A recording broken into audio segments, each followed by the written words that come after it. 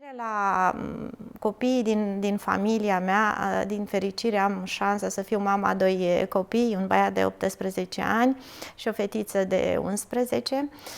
Mă ajută enorm. În primul rând, băiatul face parte din aripa voluntarilor din asociație. Foarte frumos. Și împreună cu colegii lui, vreau să vă spun că în decembrie, cu 3 colegi din liceul lor, Liceul Eminescu din Iași, a căror profesori au reacționat foarte bine, imediat la propunerea lor, au creat protocol de colaborare și au adunat peste 100 de cadouri pe care au fost personal și le-au distribuit copiilor.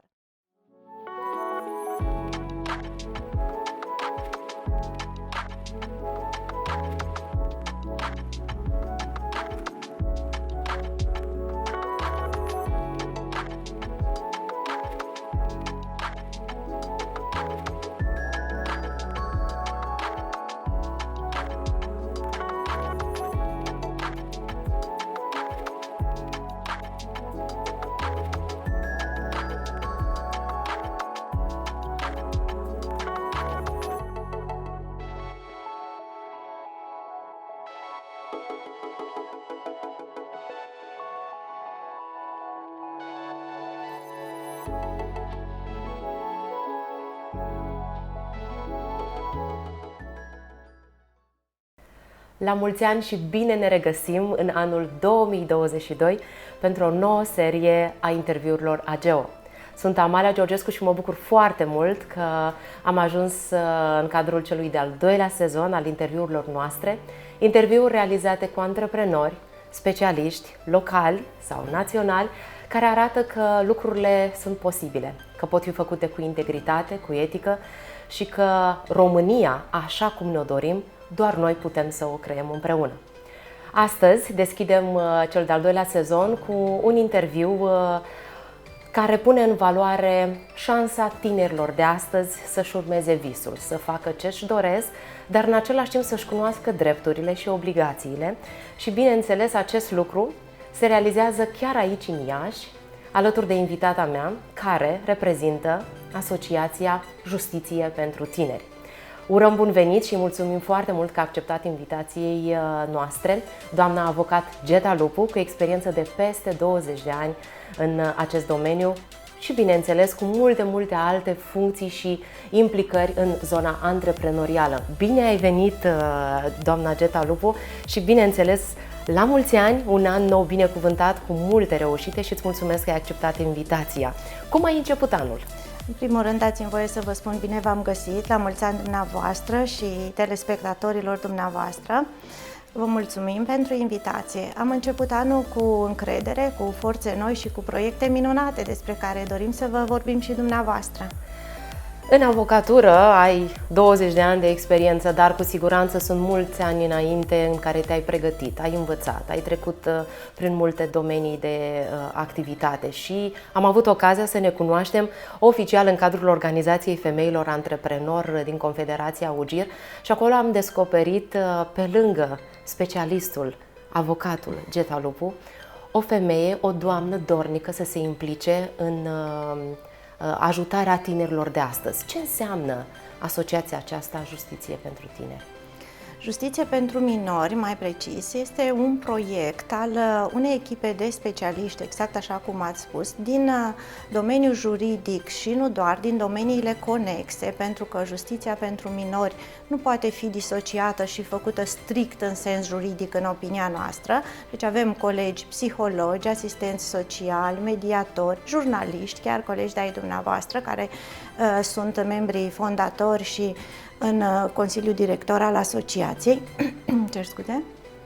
care văd necesitatea unor modificări în sprijinul realizării unei justiții eficiente și efective pentru minori, în vederea respectării concrete, în concret, a acestui interes superior al minorului, care este un principiu atât declamat la nivel mondial, pe care toate statele și l-au asumat, dar cu privire la care instrumentele pentru realizarea lui lasă de dorit sau cel puțin se impune adaptarea lor perioadei pe care o trăim. De principiu, ca idee generală, aceasta este Asociația Justiție pentru Minori, proiectul specialiștilor care vor să îmbunătățească procedurile și să dea eficiență principiului interesului superior al minorului. De unde a început această idee? Eu m-am referit la tineri pentru că îi văd pe acești minori, așa cum este termenul corect, ca niște persoane mult mai dornice să cunoască informația, să călătorească, să aibă dreptul la a-și spune punctul de vedere. Însă, în contextul actual, poate nu li se oferă întotdeauna șansa. De unde v-a venit ideea acestei asociații? Ideea a venit, în primul rând, din experiența noastră profesională, pentru că am avut șansa în formarea mea să am o experiență precedentă didactică. Sunt absolventa Școlii Normale din Iași, ceea ce reprezintă o cărămidă importantă, sau o aripă, mai bine zis, în dezvoltarea mea umană, înainte de toate, și am lucrat 7 ani ca învățător. Văzând prin prisma educatorului reacțiile copiilor, ale familiilor și ulterior prin prisma activității de avocat, am avut șansa să văd un tablou complet cu manifestarea atât în zona juridică cât și în zona socială a familiei. Și am înțeles că acest tablou poate fi înfrumusețat, îmbunătățit, armonizat prin implicarea noastră, a celor care avem, iată, șansa să vedem și să înțelegem și să putem acționa. De aici a venit această idee. Iar apoi, în decursul timpului, acestor 20 de ani doar de experiență juridică și a celor precedenți de experiență didactică, colaborările foarte frumoase și armonioase cu minunați profesioniști, psihologi, asistenți sociali, cum spuneam, jurnaliști chiar, m-au ajutat să ajungem la echipa care este astăzi a Justiției pentru Minori, deoarece am rezonat cu acești colegi cu care am colaborat în decursul timpului, am concordat cu toții că e necesar să ne implicăm și iată, acum avem echipa din care fac parte chiar tineri din generațiile de elevi pe care le-am avut în experiența didactică precedentă. Foarte frumos. Poți să-mi dai câteva exemple a unor proiecte concrete pe care le derulați și cu specialiștii care sunt partea asociației, dar și cu tinerii voluntari care vă ajută? Sigur. Da. Asociația e organizată, în primul rând, are ca particularitate o dimensiune internațională a sa. Noi vizăm modificări atât pe plan național cât și pe plan internațional, a modificări legislative, în special modificări procedurale, care să ducă la celeritate, adică la realizarea realmente cu rapiditate a actului de justiție în cazurile care interesează minorii, pentru a clarifica situația acestor minori, pentru a face ceea ce spuneați mai devreme, pentru a le da posibilitatea să călătorească liber atunci când există discordanțe între părinții lor, unde cât timp pot petrece cu fiecare dintre ei dacă nu mai sunt o familie în sensul tradițional al cuvântului, pentru a le da posibilitatea să meargă la studii acolo unde își doresc, pentru a se implica în proiecte fără acordul explicit al fiecăruia dintre părinți în funcție de vârsta lor. Proiectele, spuneam, vizează dimensiunea națională, unde proiectul nostru primordial pe plan național este acela de a crea centre de consultanță pluridisciplinară și suntem în curs de înființarea unui centru pilot la Iași, unde familiile sau copiii care sunt implicați în litigii de genul celor în care trebuie să se stabilească programul de a menține legăturile cu unul dintre părinți, posibilitatea de a călători în străinătate la celălalt părinte cu care nu au rezidența stabilă, să găsească în același loc atât avocat, cât și mediator, cât și asistent social, cât și psiholog, atât pentru minori, cât și pentru familiile lor, părinților, care de fapt sunt părți, din nefericire, în prea frecventele litigii de genul acesta, pentru a conștientiza din experiența noastră care este rolul parental, ce presupune el din punct de vedere juridic, din punct de vedere psihologic, social, ce presupune acest rol parental, care pot fi consecințele pe termen lung asupra copiilor dumnealor când sunt litigii între părinți, și pentru a soluționa optim probleme de genul acesta, adică în termen cât mai scurt, cu menținerea pe cât posibil a unor mai bune relații de familie, cu armonizarea acolo unde este posibil, cu ușurința relațiilor de familie, de asemenea manieră încât și pe plan social efectele acestei activități să se reflecte până la urmă în calitatea vieții noastre a tuturor. Am decis așa pentru că familiile implicate în astfel de probleme, de crize, sunt până la urmă concetățenii noștri, sunt prietenii noștri de familie, sunt colegii noștri de birou, sunt colegii copiilor noștri la școală. Iată de ce spun calitatea vieții noastre. Dincolo de un aparent, să spunem așa, altruism, este un aspect foarte obiectiv, pentru că fiecare își îmbunătățește calitatea vieții acolo unde este. Iată, noi, având șansa să activăm în aceste profesii, juridic, psihologic, social, media, avem posibilitatea să avem un impact mai important asupra persoanelor din jurul nostru și prin prisma autorității, activităților pe care le desfășurăm și prin prisma capacității de difuzare într-o mai bună manieră.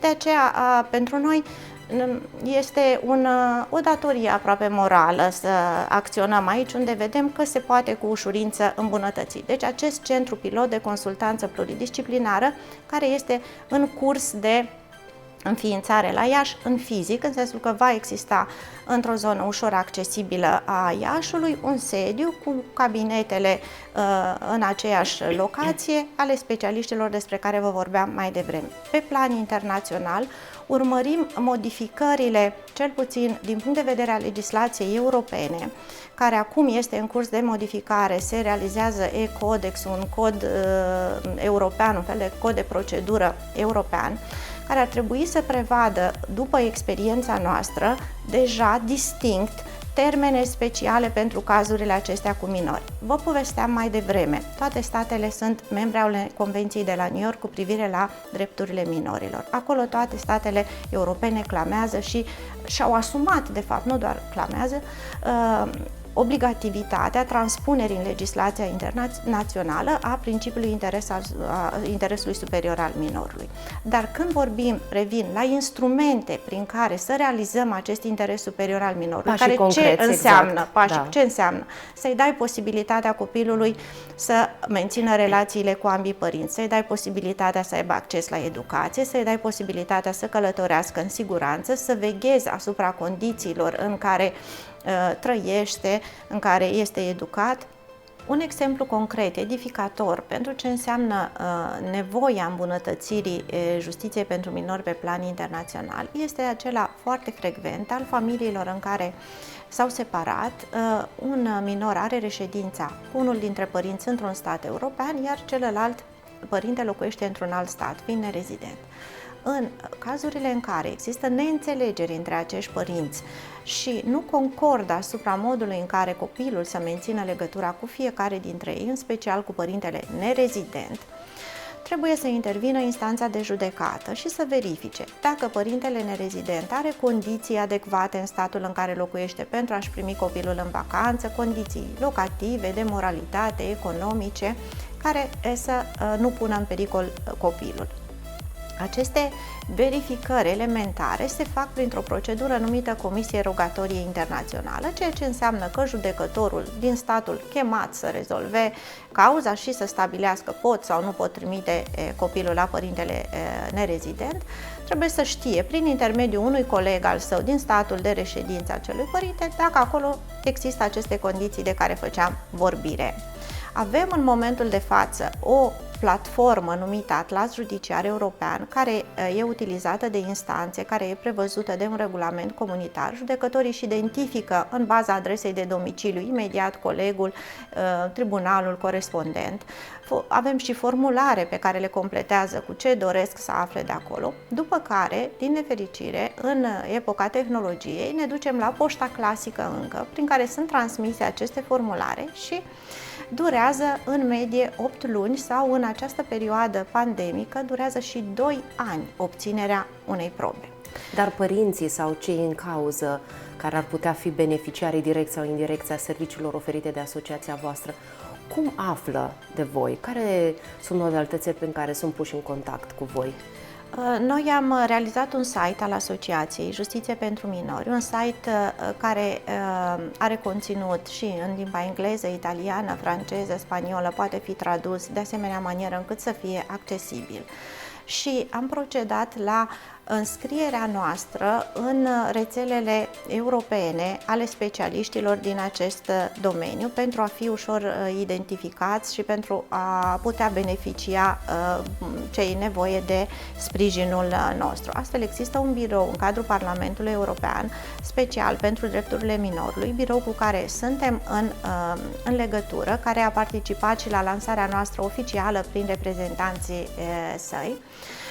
Și acest birou are rolul de a indica persoanelor în nevoie, în funcție de locație, servicii adecvate de tipologia juridică, socială, psihologică, după care beneficiarii aleg în funcție de exigențele dumnealor. Dar iată, acestea ar fi modalitățile de bază. Apoi,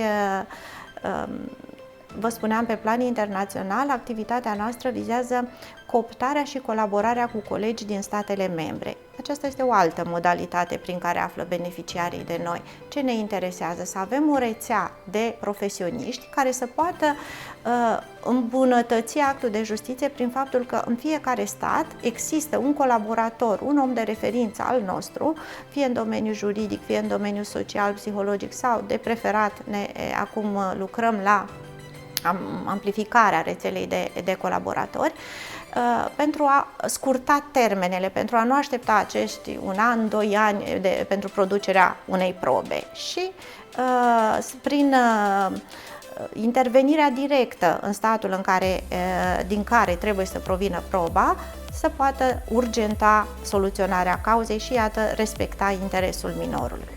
Câți ani are această asociație de când a fost înființată? Avem 1 an de când suntem înființați, în curând. Noi am obținut personalitate juridică prin încheierea judecătoriei Iași în februarie 2021, dar recunosc că echipa de acum este o echipă, suntem o asociație de fapt de mai multă vreme.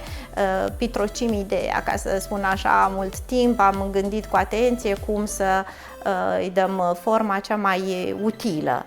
Și atunci... Având în vedere istoricul și a României, dar poate și a multor situații prin care minorii au trecut în cazurile pe care le aminteai și tu mai devreme, mă bucur că ați făcut această asociație și le oferiți șansa să obțină informații. Care este pulsul pe care l-ați luat voi din piața actuală, din situațiile cu care vă confruntați? Sunt deschiși părinții să înțeleagă aceste beneficii, drepturi și obligații pe care le au ori ei ca adulți, ori minorii, și să înțeleagă ce trebuie să facă pentru ca acel minor să aibă șansa la informare și la accesul corect, atât în străinătate, în România, fie pentru părinții care sunt despărțiți, fie pentru alte situații în care voi vă confruntați. Care este reacția celor cu care intrați în contact? Da, feedback-ul este foarte bun. E nevoie de astfel de servicii. Noi știam, înțelesesem fiecare din experiența noastră profesională că e nevoie și acum feedback-ul din partea beneficiarilor ne arată că sunt necesare serviciile pe care le propunem în modalitatea în care le propunem, dar un impact foarte important pentru noi este cel instituțional.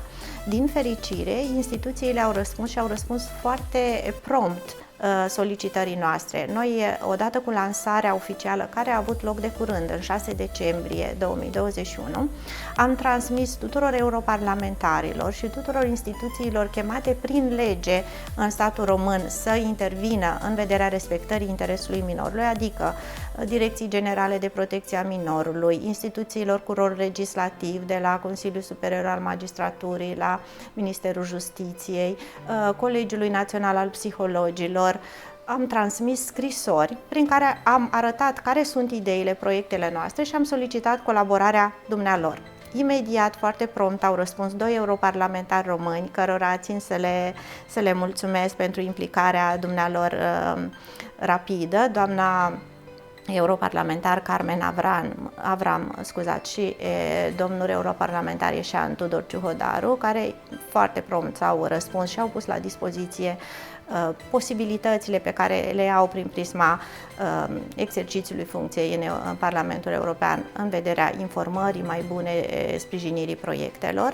Au răspuns imediat direcțiile generale de protecție a minorilor, de la care avem deja un feedback. Astăzi după amiază avem întâlnire în ședința națională a Colegiului Psihologilor din România pentru a discuta cu dumnealor.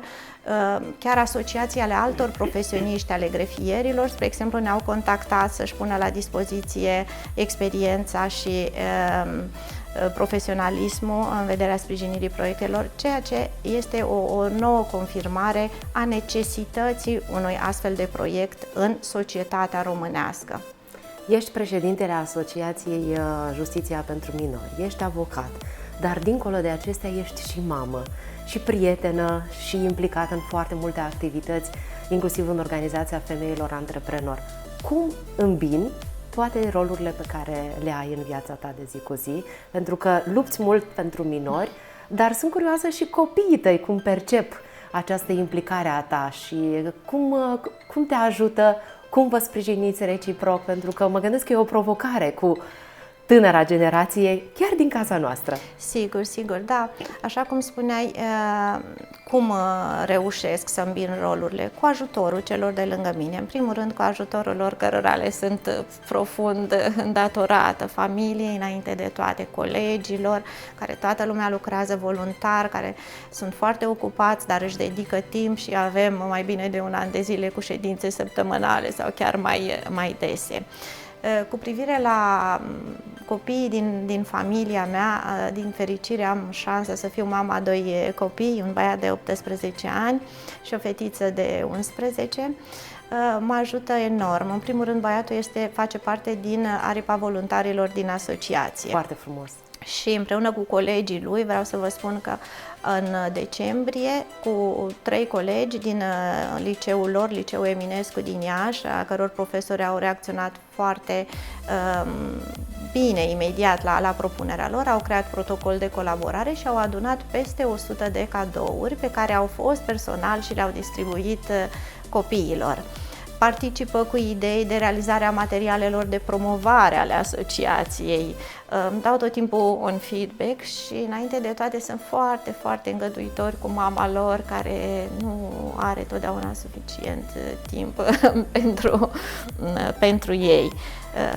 Asociația are o echipă completă sau are nevoie și face în permanență un apel și către societatea ieșeană să vină în ajutor, să sprijine la diseminarea informațiilor?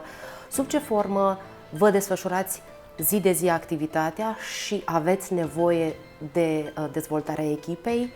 Putem sprijini, cel puțin eu mă gândesc ca antreprenor, cum aș putea sprijini activitatea dumneavoastră? Da, sprijinirea dezvoltării asociației face parte din proiectul nostru, chiar din planul nostru pe anul în curs. Avem în vedere cooptarea mai multor studenți de la Asociația ale Studenților de la Drept, de la Psihologie, Jurnalism, iată.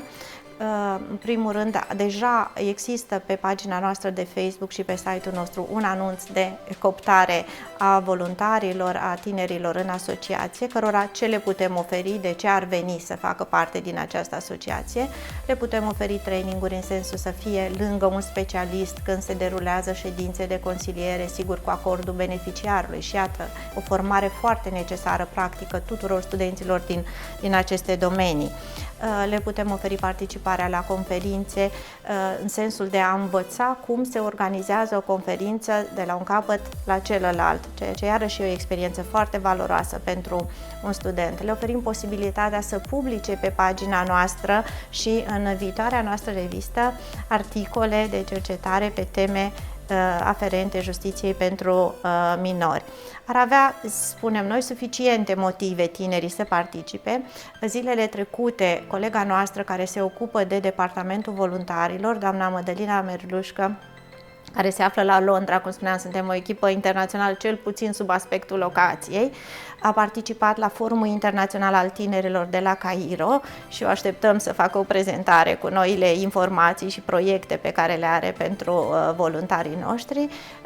Procedăm acum la pregătirea dosarului să ne înscriem în Asociația Internațională a Tinerilor Voluntari, cu aripa voluntarilor din asociație. Deci, în privința tinerilor, considerăm că sunt suficiente motive să vină și să se implice în activitatea noastră pentru formarea dumnealor înainte de toate și pentru desfășurarea mai bună a proiectelor. Pentru profesioniști îi rugăm să evalueze și în funcție de interesul dumnealor de dezvoltare profesională, de timpul dumnealor disponibil, dacă au posibilitatea, avem nevoie de experiența, de profesionalismul dumnealor. Când spun de profesioniști, mă gândesc la Colegiul Asistenților Sociali, mă gândesc la colegii noștri avocați. Din fericire avem avocați cu o experiență foarte valoroasă, de asemenea 15-20 de ani, care au venit voluntar și s-au asociat și au adus o plus valoare semnificativă în asociație, avocații ieșeni.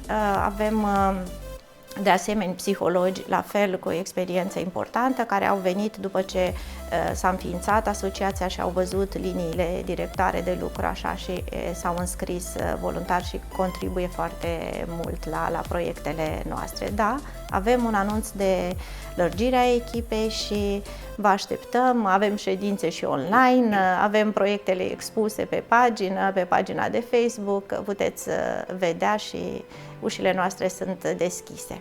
Având în vedere cooperarea dumneavoastră internațională și toate conexiunile pe care le aveți cu specialiștii români în diverse țări ale Uniunii Europene sau cu alți specialiști internaționali, cum vedeți atitudinea României și modalitatea de aderare la legislația internațională, la ceea ce Comisia Europeană cere?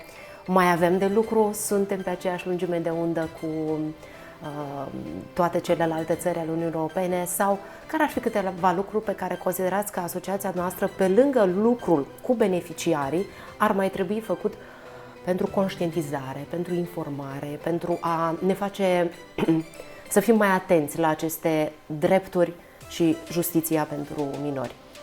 Da, din punct de vedere formal, România este aliniată pentru că nu are încotro și respectă termenele impuse, a transpus în legislația națională.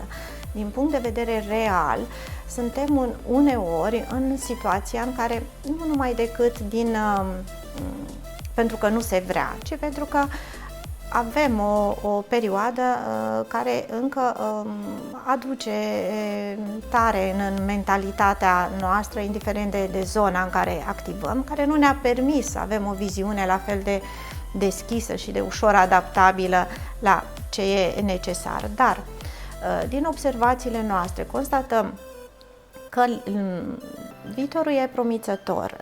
Așa cum spuneam, câtă vreme instituțiile au reacționat prompt și au spus, da, ne place ideea, ce vreți să facem, cum să vă ajutăm. Spre exemplu, Inspectoratul Școlar Județean a spus unde să se desfășoare activitățile dumneavoastră, ce să vă punem la dispoziție.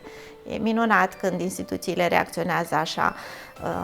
Direcția Generală de Protecție a Minorului am avut întrevedere înainte de finalul anului, deja au trimis răspunsul dumnealor scris, cum și văd implicarea. Planificați prezentări și în școli, în licee? Da. Avem un proiect de promovare a metodelor alternative de soluționare a acestor litigii, a metodelor non-conflictuale, a medierii, a consilierii în cazurile acestea, care să le promovăm în școli. Gândim un proiect de consiliere, în primul rând, consilierea consilierilor școlari, care să anunțe familiile că există posibilitatea să soluționeze și altfel sau minorii să beneficieze de astfel de servicii. Ce ar fi de modificat? Ar fi modificări legislative substanțiale care să dea posibilitatea și magistraților să dispună în concordanță cu nevoia. Pentru că, spre exemplu, în momentul de față, după ce se soluționează un astfel de litigiu, magistratul, chiar dacă observă în judecată că părțile sunt într-un conflict acut și că șansa ca ele să respecte de bunăvoie soluția dumnealor este foarte mică, nu are încă un instrument la dispoziție să-i oblige la această consiliere, nu are unde să-i trimită la această consiliere după câtă nevoie este. E nevoie de tribunale specializate pentru minori. Nu putem ca magistratului care în minutul 1 trebuie să gândească la raportul de vecinătate cu partea din dosar, să-i cerem în minutul 2 să se transpună total și să gândească la latura emoțională, practică a stabilirii legăturilor dintre minori și părinții săi. E nevoie să pregătim oameni dedicați. Și de ce vă spun că e nevoie să fie această distinție? Pentru că altfel lipsa organizării eficiente se transpune în costuri pe termen lung tot pentru stat. În ce sens se transpune în costuri? Minorii care au vârste mici, eu știu, între 2-10 ani, să luăm așa o medie, cărora problemele de relaționare cu părinții nu le sunt soluționate și prin instrumente și instituțiile statului într-un termen optim și într-un mod optim, vor fi copii care vor înregistra regres școlar, care vor înregistra poate abandon școlar, vor somatiza, se vor îmbolnăvi și atunci sunt costuri suplimentare pentru stat în alte zone. Părinții acestor copii ținuți multă vreme în litigii nu mai sunt nici angajații la fel de eficienți, nici antreprenorii la fel de eficienți, pentru că asemenea litigii presupun realmente un consum emoțional foarte mare. Iată de ce și statul este cointeresat și statele sunt cointeresate în adaptarea instrumentelor și pentru prevenirea delicvenței juvenile și pentru prevenirea unor costuri suplimentare pe termen lung. Ceea ce ai spus mă duce cu gândul la următoarea activitate pe care tu o gestionezi ca președinte a Camerei de Arbitraj și Mediere pe lângă Tribunalul din Iași, ceea ce face legătura foarte bine cu ceea ce spuneai că de multe ori ne pierdem timpul cu tot felul de procese, cu tot felul de certuri inutile, care generează costuri nu numai pentru persoanele în cauză, ci și pentru întreg statul român prin instituțiile aferente. Care e importanța medierii, arbitrajului, chiar și pentru persoanele fizice sau și pentru persoanele juridice, pentru că știu că sunteți specializați în ambele direcții. Dacă am putea detalia și explica aceste avantaje, pentru că termenul de mediere este cunoscut, dar încă nu avem curajul de cele mai multe ori să accesăm un astfel de serviciu și mergem pe varianta tradițională, care nu e întotdeauna cea mai bună soluție. Da. Al doilea proiect al meu ca profesionist vizează arbitrajul. În ce sens vizează arbitrajul? Mă ocup de managementul Tribunalului de Arbitraj Judiciar de pe lângă Camera de Arbitraj și Mediere, Fundația Camera de Arbitraj și Mediere din Iași. Ce este Tribunalul de Arbitraj Judiciar? Este o instituție, un tribunal privat. Okay. Cea mai simplă modalitate de înțelegere a ce înseamnă un tribunal privat este comparația cu sistemul de sănătate, în opinia noastră. Cum există un spital privat, există și un tribunal privat. Cum în spitalul privat funcționează specialiștii care tratează pacienții acolo sunt medici cu aceeași calificare, la fel și la tribunalul privat, specialiștii care tratează problemele juridice ale persoanelor sunt juriști cu o calificare cerută de cod pentru a putea trata probleme juridice de complexitate a celor care pot fi deduse judecății la arbitraj. Ce este arbitrajul? O judecată prin care părțile pot soluționa toate problemele care țin de drepturi patrimoniale, de drepturi de care ele pot dispune. Nu vor putea soluționa la arbitraj divorțuri, nu vor putea soluționa la arbitraj succesiuni sau aspecte de stare civilă, pentru că acestea implică forța statului care trebuie să se mențină ca atare pentru reglementarea aspectelor de stare civilă, de căsătorie, dar tot ce înseamnă patrimonial, după evaluarea noastră, cam 40% din litigiile care sunt actualmente pe rolul instanțelor statale pot fi soluționate la tribunalul privat. Ce spunem noi ca tribunal de arbitraj judiciar? Spunem așa că arbitrajul este o justiție accesibilă. De ce punctăm pe acest aspect? Pentru că în România, în special, arbitrajul este cunoscut ca o justiție elitistă, dedicată special zonei comerciale, dar de lege, așa cum sunt prevederile din cod, nimic nu ne oprește că atunci când trebuie să stabilim limita de proprietate, de care făceam vorbire mai devreme cu vecinul, să o deducem judecății la arbitraj sau că atunci, mai cu seamă ca antreprenor, când avem contracte frecvente de furnizare mărfuri, de producere bunuri, de achiziționare sub materii prime pentru bunurile pe care le producem și acestea sunt frecvente, presupun necesitatea unui flux cursiv, coerent cu partenerii noștri de afaceri, să avem o metodă care să ne ajute să soluționăm rapid eventualele impasuri care apar cum spuneam, în desfășurarea activității noastre. Ce aduce arbitrajul diferit față de justiția statală? În primul rând, termenul obligatoriu scurt de soluționare a litigiului. La arbitraj, conform dispozițiilor Codului de Procedură Civilă, trebuie să se emită o soluție în 6 luni de zile, nu mai mult. Se poate prelungi doar cu acordul părților, în mod excepțional, încă 3 luni, dacă există, eu știu, expertize complexe, contabile, care trebuie administrate.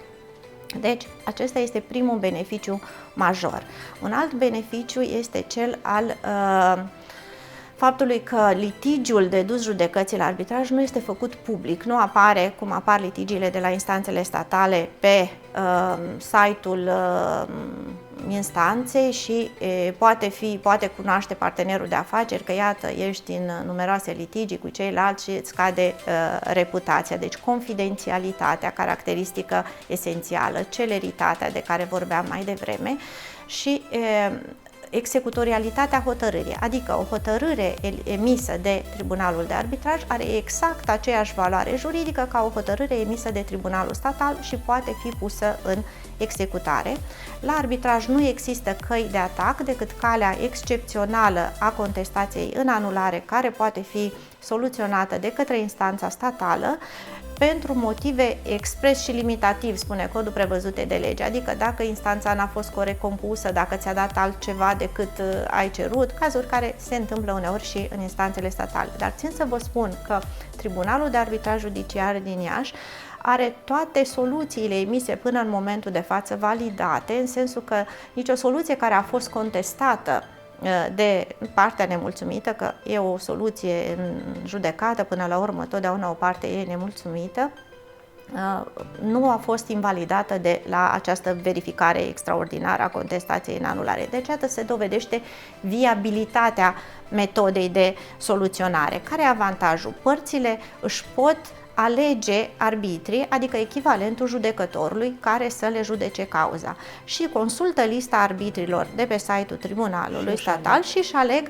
un profesionist care văd că are o experiență pe domeniul în care este obiectul cauzei dumnealor. Un profesionist avocat care are o vastă experiență pe drept comercial, un profesionist care eventual este și cadru didactic universitar pe materia aceea, dacă apreciază că e o complexitate specială a cauzei dumnealor. Și se poate, alegându-și profesionistul, nivelul de încredere în legalitatea și corectitudinea soluției este mai mare și atunci și predispoziția părții de respectare ulterior, fără o procedură de executare silită suplimentară, de respectarea soluției este mai mare. În privința arbitrajului, mai are numeroase avantaje, dar țin să spun, unul dintre ele este cel al judecării în echitate. Ce înseamnă această judecare în echitate? Înseamnă iarăși posibilitatea de conservare cât mai bună a relației cu partenerul tău cu care ai ajuns în impas. Părțile pot alege prin clauza arbitrală judecata în echitate, înseamnă că vor fi respectate aceleași principii, aceleași reguli de drept material care se impun în fiecare cauză, dar se poate adapta soluția de asemenea manieră încât dacă unul are o poziție, să spunem, privilegiată prin clauzele sale contractuale în momentul acela, și aici cel mai simplu exemplu ar fi cu recuperarea de creanțe și penalitățile. Dacă lucrezi de 10 ani cu un furnizor și ai un contract care pentru tine beneficiar, eu știu, este bun, iar el nu a reușit să-l respecte la un moment dat, n-a reușit atunci, ți-a produs o pagubă, e adevărat, în producția ta, că nu a reușit să-ți furnizeze la timp materialele, dar 10 ani anterior a fost un partener de afaceri bun, loial. atunci nu vei profita, dacă alegi judecata în echitate, de acest moment de slăbiciune și să îngreunezi situația economică, comercială a partenerului tău, ci îți vei recupera prejudiciul tău într-o limită rezonabilă pe baza acelorași principii de drept care te îndreptățesc la recuperarea prejudiciului, dar nu de asemenea manieră încât să determini moartea partenerului de afaceri. Am început sezonul 2 și anul 2022 cu un subiect de interes, un subiect care ar trebui să fie din ce în ce mai cunoscut și accesibil pentru persoanele fizice și pentru persoanele juridice. Am vorbit de justiția pentru minori, am vorbit de arbitraj, de mediere, lucruri care sperăm să nu ni se întâmple nouă, să nu avem nevoie de mediere, să nu avem nevoie de situații de genul. Însă, unii pot să intre într-o situație nedorită. Ce sfaturi, ce gânduri, ce urări, într-un fel, le dai celor care ne urmăresc pentru anul 2022, poate plecând și de la activitatea ta profesională sau de la ceea ce îți dorești și pentru tine, pentru familia ta, pentru că suntem într-un an care se anunță și provocator, dar și cu multe schimbări benefice în același timp. Da, sigur, înainte de toate doresc sănătate tuturor, pentru că sănătatea înseamnă o minte sănătoasă într-un corp sănătos, ceea ce înseamnă echilibru în activitatea noastră. Iar sub aspect juridic, să spunem așa, doresc oamenilor să aibă deschiderea mentală de a se informa, de a înțelege, de a nu se lăsa prizonieri ai litigiilor, ci de a găsi soluții și de a avea încredere că soluțiile alternative sunt viabile. Întotdeauna o soluție care e generată într-o măsură și departe este o soluție mai bună. Chiar pe principiul că o înțelegere strâmbă e mai bună decât o judecată dreaptă de multe ori. Trebuie să gândim în termeni practici, rezonabili și din punct de vedere legal, dar și din punct de vedere moral, pentru că până la urmă suntem ființe complexe, nu suntem doar creditori, debitori, justițiabili, suntem oameni în ansamblul nostru și să avem grijă de umanitatea din noi. Mulțumesc foarte mult, doamna avocat Geta Lupu, pentru prezența în studioul AGEO, pentru tot ceea ce ne-ai transmis, pentru încurajările de final de an. Succes în activitatea pe care ți-ai propus să o desfășori și mă bucur foarte mult că cei doi copii ai tăi se implică activ, în special cel mare, și este parte a proiectelor tale și le duce mai departe. Iată un exemplu de cooperare, un exemplu de sprijin reciproc și un exemplu de reușită. Succes în tot ceea ce ai de făcut, mulțumim, nu numai anul acesta, și pe mai departe. Mulțumiri alese și dumneavoastră și tuturor colaboratorilor. Mulțumesc, cu mare drag. Iar dumneavoastră vă mulțumesc foarte mult că ne urmăriți și pentru că am deschis sezonul 2 cu acest interviu tehnic, dar și extrem de important pentru activitatea noastră profesională și personală. Vă invit, bineînțeles, să dați subscribe canalului nostru de YouTube, Amalia Georgescu AGEO, să urmăriți în continuare interviurile noastre și sezonul 2 se anunță un sezon cu invitați de calibru mare, invitați care ne arată că lumea antreprenoriatului este o lume a succesului, o lume în care putem face lucrurile posibile. De asemenea, avem alături de noi specialiști care ne aduc informații de valoare, ne le pun la dispoziția noastră și sunt alături de noi pentru ca noi să reușim atât în activitatea noastră profesională cât și în cea personală. Vă doresc un an cu multe reușite, binecuvântat, cu multă sănătate, așa cum ne ura și doamna avocat, și bineînțeles să ne revedem cu bine la următoarele interviuri AGEO. La revedere!